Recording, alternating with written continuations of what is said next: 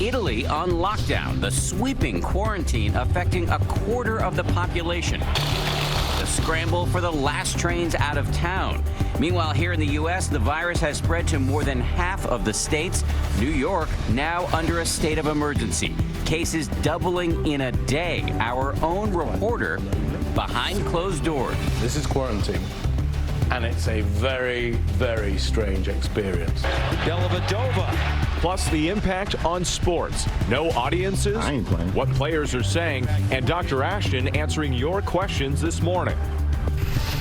And new overnight, the stricken cruise ship off the San Francisco coast now getting permission to dock. What will happen to the passengers aboard the Grand Princess? Their frustrations. Plus, what about your own vacation plans? The factors to consider. Primary battle, Joe Biden and Bernie Sanders both on the attack, drawing large crowds. Michigan, the big prize. Can Sanders pull off a repeat win from 4 years ago? And royal farewell. The Duke and Duchess dazzled during their final working appearances. Meghan promoting a cause dear to her heart, her wish on this International Women's Day. Live from ABC News in New York, this is Good Morning America. And good Sunday morning, everybody. Thanks so much for joining us. If you're in a part of the country that does daylight saving time, don't forget, set your clocks forward. And sorry about that lost hour of sleep. Eva is off this morning, but we are thrilled to have Mary Bruce with us on a very busy news morning. Good to have you. Thank you. It is so great to be here on what is indeed a very busy news morning. So let's get right to it. Our top story, the new developments in the coronavirus. Here's the latest. There are at least 433 cases reported in 32 states. That cruise ship off the coast of California with at least 21 infected passengers and crew is finally coming to shore. But now there are questions about where to send all of those people. Meanwhile, over in Italy, the government is resorting to a drastic measure. They're putting a quarter of the population on lockdown. Back here in the U.S., Washington, D.C. now has its reported first presumptive case, and New York's governor has declared a state of emergency. ABC's Stephanie Ramos is outside Columbia Presbyterian Hospital right here in New York City with more. Stephanie, good morning to you. Dan, the epicenter of the virus here in New York State is just north of the city in Westchester County. One man from that area is being treated here at this hospital as officials from across the globe try to curb the spread of the virus. This morning, a scramble in northern Italy as officials order a lockdown. Nearly a quarter of the nation's population now under travel restrictions in a bid to slow the coronavirus. A U.S. sailor stationed in Naples, Italy, testing positive for COVID-19. The Pentagon also confirming a Marine stationed at Fort Belvoir in Virginia has tested positive as well after traveling overseas. And overnight, the first case of coronavirus discovered in the nation's capital, a man in his 50s. He appears to have no history of international travel and no close contacts with a confirmed case. In New York State, Governor Andrew Cuomo declaring a state of emergency. At least 89 confirmed cases of the virus statewide. 11 in New York City, including an Uber driver, a man in his 30s, hospitalized in Queens. Uber saying in a statement, it's removed the man's access to the app and it's working with public health officials. The governor blaming the federal government, claiming the state isn't getting enough money to fight the virus and there aren't enough tests. CDC is a bottleneck for this nation in doing the testing. I believe the CDC was caught flat-footed. I believe they're slow in their response, and I believe they're slowing down the state. The outbreak spreading from coast to coast. In Nebraska, medical personnel can be seen transporting one woman in an isolation pod who tested positive to the University of Nebraska Medical Center, where other COVID-19 patients are being treated. Thousands of people in the U.S. asked to self-quarantine. Our own senior foreign correspondent Ian Pannell is going through one right now overseas after reporting from Asia. And this is it. This is quarantine. And it's a very, very strange experience. It's quite lonely. It's quite isolating. It's the right thing to do. There was no alternative. What I've realized, having covered this up close, is that unless we all act in the best interests of each other, then it makes containment all the more difficult.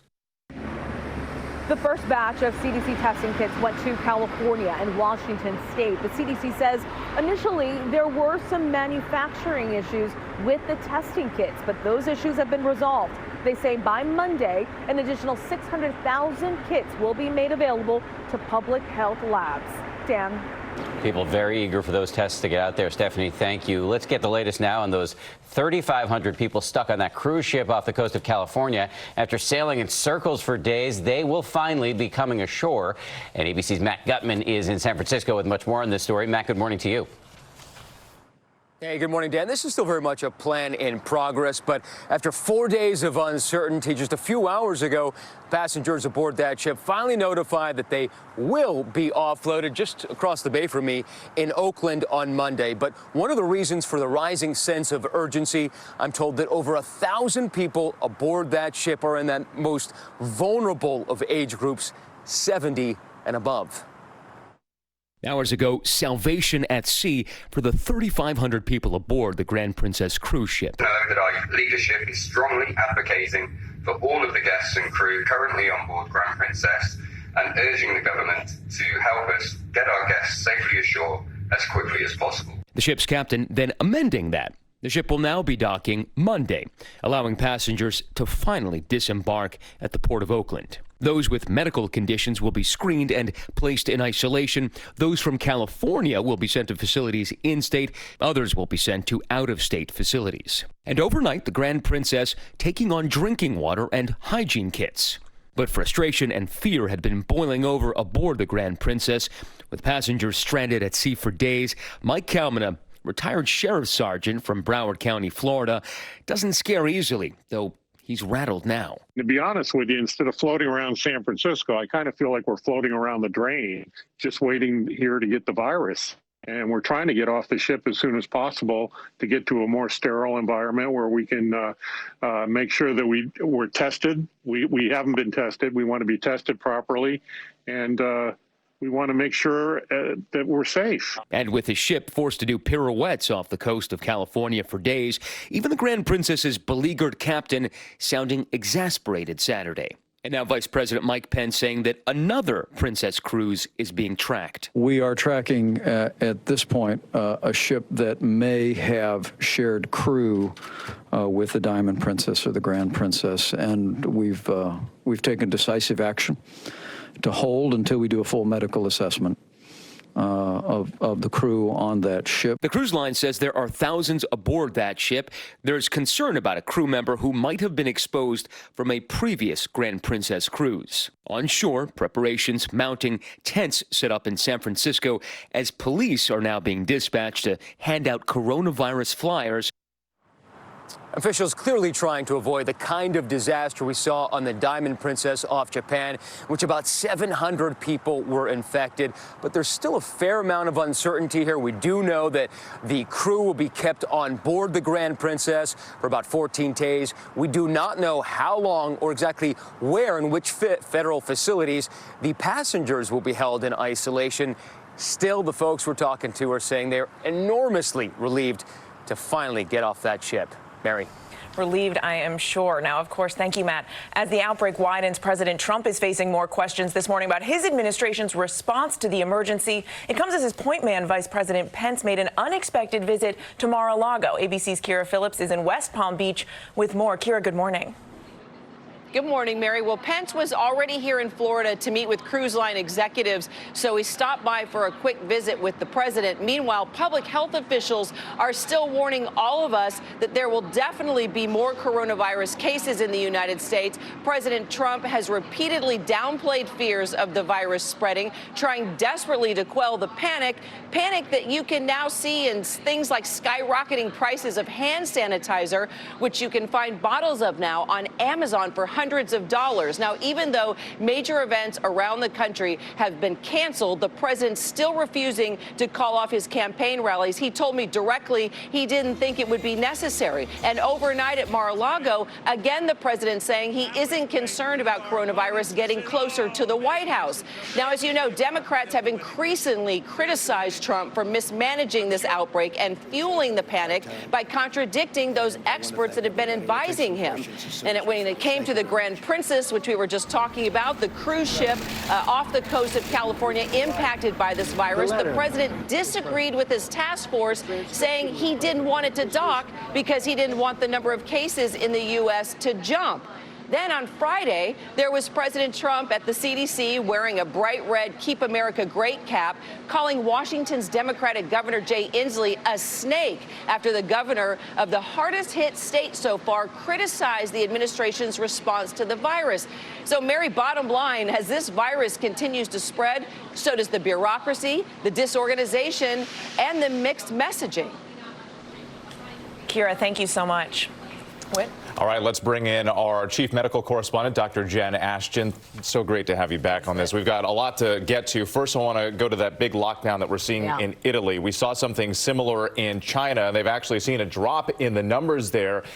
Could that be in the future here, that kind of mass quarantine for the United States? Absolutely, it could be. And I think it's important to understand when we talk about what we saw in China, what we're seeing in Italy, those are aggressive social distancing measures. So things like closing schools, canceling large gatherings, which we're seeing here in our sporting events, for example, telework, teleschool if possible, but obviously so many people can't do that. That is a very important step in not just slowing the spread of this virus, but buying us time. Both of those things are important. So we'll potentially brace for that here. Yeah. Depends on what happens. I do want to go back to that cruise ship circling off the coast of San Francisco. We are beginning to see some stages of a plan developing. It has taken some time. Are you encouraged by what you're seeing? Short answer, Whit, no. Let's put this into perspective here. First of all, yes, they will be docking tomorrow. That's one more day. Left unchecked, this virus has a doubling time of 7 days, which means in a week, and we don't even know how many people on that ship are truly infected. They need to test everyone, and then they need to take aggressive measures, bring those who are sick to a hospital, mild symptoms in isolation, no symptoms in quarantine. This is not about reinventing the wheel. We saw what happened with the cruise ship in Japan. We can't let that same mistake happen again. And interesting, the CDC evaluates cruise ships based on their cleanliness, sanitation. People can go to CDC Vessel Sanitation Program to look at the ratings. The Diamond Princess, and we saw what happened there, had a rating of 98. Grand Princess, according to the CDC, 93. So the clock is ticking. And they still have to wait until tomorrow before that ship docks. Exactly. Dr. Ashton, thank you so much. And we want to remind our viewers, we're going to have you stick around, and we will come back to you in just a bit to answer some questions from our viewers on that outbreak. Thank you again. Yep. To politics now, and another round of key voting ahead on Tuesday. 6 states are up for grabs, with Michigan, of course, being the biggest prize. The campaign is now a clear two-man contest between Joe Biden and Bernie Sanders. Both of them are out campaigning hard this weekend, and ABC's Rachel Scott is out with them in St. Louis with more. Good morning, Rachel. Mary, good morning. This time last week, Joe Biden lags behind his rivals in fundraising and in resources. Just 48 hours out from those next set of primaries, his campaign says they raised $22 million in 5 days, now launching their biggest ad buy yet. With a burst of new momentum, Joe Biden on the campaign trail in Missouri, turning out some of his largest crowds this election cycle. Today, 11 victories behind us. We lead in the national delegates, and we need a national vote. Charging into the next round of contests, hoping to keep an edge on Senator Bernie Sanders. Bernie says we got to have turnout to beat Trump. Well, guess what? We turned him out. Flush with cash, the former VP using his latest fundraising haul to launch a $12 million ad buy in 6 key states, with a message for his rival. PolitiFact has called the Sanders campaign's attacks false. But Senator Bernie Sanders is not letting up, stepping up his attacks. Those trade agreements were a disaster. Joe was wrong. I was right. 15,000 filled Chicago's Grant Park for Sanders as he fights to take back the race and expand his base. While the candidates crisscross the Midwest ahead of Tuesday's primaries, some voters say they are concerned about party unity. Trump has got this huge, push behind him, and if the Democrats don't unite in this election, we're going to have trouble. And the Sanders campaign telling us with limited time, they are focusing in on the locations where they believe they can draw the biggest and most effective contrast with Joe Biden, zeroing in on the Rust Belt state of Michigan and challenging the former vice president's record on trade. Dan? Michigan is going to be key. Rachel, thank you so much. For more on this, let's bring in our chief anchor, George Stephanopoulos, who's going to be hosting This Week later this morning. Good morning, sir. Good morning. So you've got Bernie Sanders on the show this morning, and our colleagues over at 538 who look at the polls very closely, they give Sanders really less than a 10% chance of winning enough delegates to take the nomination. So what's his most realistic path from here? This is all so nuts, isn't it? A week ago, we were on the show saying, is there any chance for Joe Biden to come back and get the nomination? Now we're asking exactly the same question a week later about Bernie Sanders. So the short answer is anything can happen, but it's a very narrow path for Bernie Sanders right now, and it starts Tuesday night. Basically, Michigan is make or break. On Tuesday night, there are 6 contests. Joe Biden is the big favorite in Mississippi. He's the favorite in Missouri. He's likely to do better than expected in places like North Dakota and Idaho and Washington. Bernie Sanders is making his stand in that Midwestern state of Michigan, which, of course, is a key state in the general election as well. He beat Hillary Clinton there 4 years ago. I think if he doesn't beat Joe Biden there on Tuesday, the chances that he can get a plurality of the delegates going to the convention is very, very small. But if Sanders falls behind and stays in the race, just like he did in 2016, where he fell behind Hillary Clinton but stayed in the race all the way to the convention. If he does that again, could that hurt Biden in the general election? Oh, it's a common sense. The longer a primary fight goes on, the worse it is for the party that's challenging for the White House. Now, one thing that's important, when he was still ahead in the delegates last week, in fact, it was on my show, Bernie Sanders said whoever has the delegate lead going into the convention should be the nominee, even if they don't have a majority.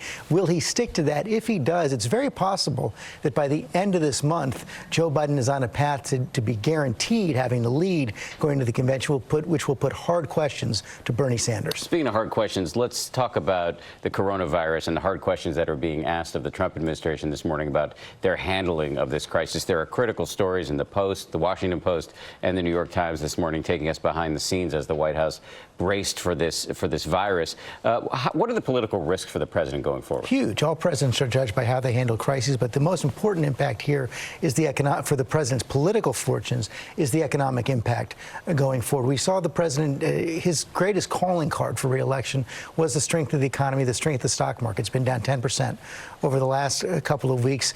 Some signs now that the ripple effect into the real economy could be quite profound. We're seeing it in Europe. We're seeing it in China. If that comes here as well, that's the greatest risk to his re-election. All right, George, thank you very much. Really appreciate it. I want to remind everybody, George has a big show this morning. He's going to go one-on-one, as we said, with presidential candidate Bernie Sanders. Plus, for more on the Trump administration's response to the coronavirus, George will be talking to Dr. Ben Carson. It's all coming up on This Week later this morning. And while I have you, here's another reminder. You can keep up on all the fast-moving developments in the presidential race and in the coronavirus outbreak on our streaming channel, ABC News Live. George, thanks again. Thank you. Mary, over to you.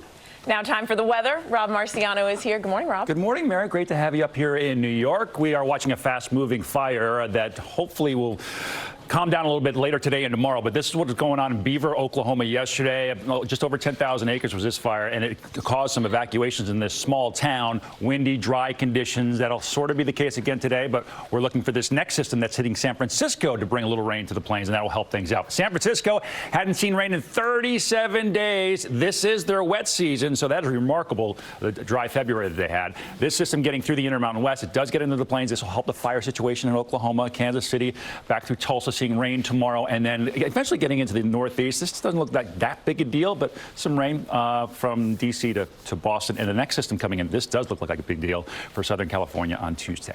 That's a check on the national headlines weather-wise. It's time now for a look at your local forecast. Hello and happy Sunday. Meteorologist Alex Liggett here. A gorgeous end to the weekend.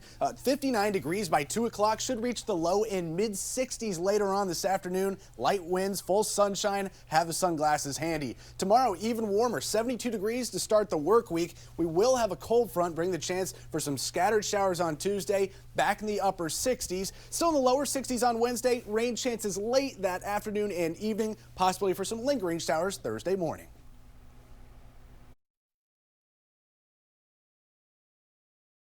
are doing on that side of the desk, but it's so nice to have you here, Mary. And Absolutely. I We're kind of matching I kind of wanted this today. shirt to pop out that accent on your dress. Very Thank pretty. you. Kind of looks like you're giving that shirt a test run for an Easter wedding coming up. It is a test run.